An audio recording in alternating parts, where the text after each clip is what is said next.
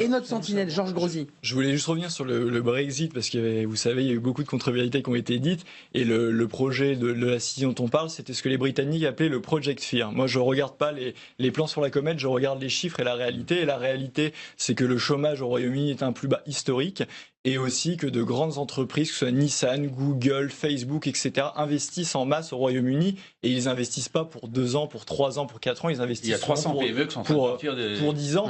Donc, contrairement à ce que dit monsieur, il y a des fonds qui quittent l'Angleterre. Si on regarde les chiffres actuels, le Royaume-Uni se porte très bien, et c'est même le pays qui se porte le mieux, et dont le FMI a dû rehausser le taux de croissance, et c'est pas je crois qu'une dévaluation de 15% des retraites. Défendre le gouvernement de Hollande et l'échec des 5 années, je l'ai suffisamment pourfendu ici. Alors, sous monsieur Fillon, il y a eu 1 million de chômeurs de plus et 500 milliards de dettes. 500 milliards de dettes, on n'avait jamais vu ça depuis Vercingétorix. Donc je vous le mets à votre crédit. Depuis Vercingétorix, je vous le mets à votre crédit.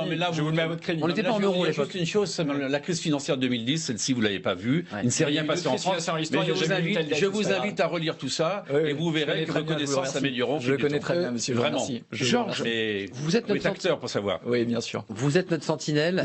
Les citoyens peuvent aussi avoir leur avis, et c'est vrai que la situation dans l'Union européenne est moins bonne que celle. Est-ce que j'ai dit le contraire, juste, et pourquoi elle est moins bonne?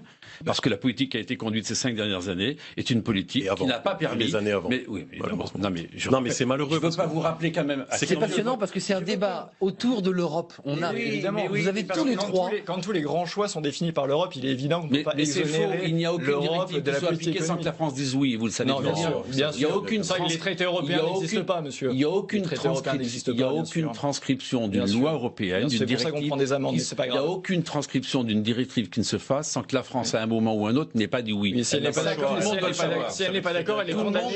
Si elle n'est pas d'accord, elle est condamnée par la Cour de justice. Les gouvernements se cachent derrière le petit doigt et ne veulent pas dire qu'ils sont à Bruxelles. Non, alors, c'est la vérité. Écoutez Georges, on les paye pas. Et écoutez Georges, notre sentinelle, elle est connectée devant sa webcam. Je la salue, puis je donne l'information que François Molins indiquait qu'on avait retrouvé un drapeau de l'État islamique, puisqu'on avait ce débat au début de l'émission, et donc je vous la donne au fil de l'eau, nous sommes en direct, un drapeau d'État islamique chez ces 2 hommes, un drapeau qui avait été retrouvé en 2016, donc des personnes qui étaient connues des services de police. Georges, on vous écoute. Vous faites partie de quel type de citoyen si les sondeurs devaient vous appeler ce soir pour un sondage? Hésitant, votre vote est sûr, vous savez pour qui vous votez? Dites-nous. Mon cœur aurait voté Mélenchon, mais ma raison me commande d'aller vers Macron, quoi, qui est le renouveau, quoi, tout simplement. L'image, elle est bloquée là un peu, hein. Oui, c'est pas grave. Elle est pas terrible l'image. Moi, c'est pas grave. Non, mais on vous entend.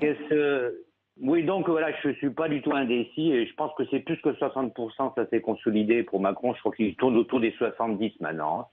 Voilà. Je voulais. Donc ça progresse en tout cas. Bref, ça progresse. Donc moi, j'ai plein de trucs là qui me viennent à l'esprit là. Allez-y, c'est le moment. Voilà. Donc concernant Dupont-Aignan, oui, je rigole un peu parce qu'effectivement, j'ai vu un tweet de Valérie Pécresse qui disait que c'était un danger, que c'était un instrument de la gauche. Donc c'est vraiment n'importe quoi de la part de Valérie Pécresse à mes yeux. Bah oui, vous voyez, Georges, c'est la question tout à l'heure. Ouais. Et puis, pour en revenir à la question du débat, a-t-il raison d'y croire? Ben oui, il a raison d'y croire, parce que là, je fais part de ma sidération qui est encore 20% à peu près, enfin entre 18 et 20% de personnes qui sont prêtes, qui soutiennent donc Fillon, qui est pourtant convaincu, même s'il est blanchi dans l'affaire Pénélope, hein. Il est quand même, il a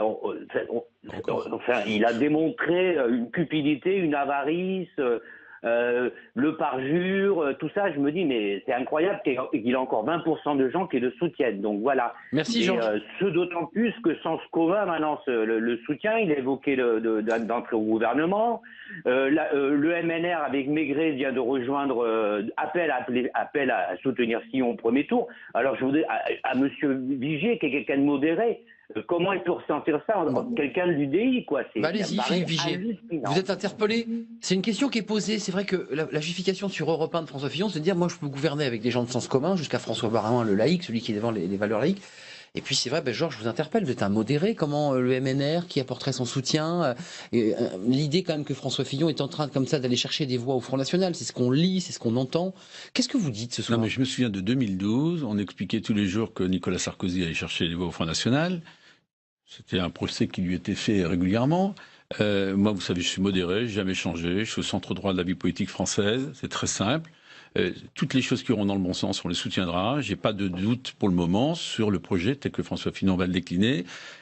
Son équipe gouvernementale n'est pas constituée lorsqu'elle sera organisée, lorsqu'elle sera en place. Il y a des sujets sur lesquels, sur l'Europe, sur la famille, sur l'interruption volontaire de grossesse. Sur ce sujet-là, je crois avoir marqué ces 5 dernières années, au moins ces 5 dernières années marquent pour moi des choses très fortes que j'ai posées, et je ne changerai pas par rapport aux principes qui ont toujours été les miens. Sens commun, l'idée que vous puissiez, que François Fillon puisse gouverner avec sens commun, qui est potentiellement la sifflée.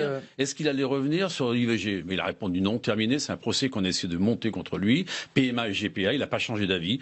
Nous n'avons pas changé d'avis non plus, nous, à l'UDI. Voilà. C'est très simple. Sur le mariage pour tous, certains dans mon groupe ont voté, d'autres se sont abstenus, d'autres ont voté contre parce qu'il y avait une liberté d'expression, et cette liberté d'expression, elle sera préservée.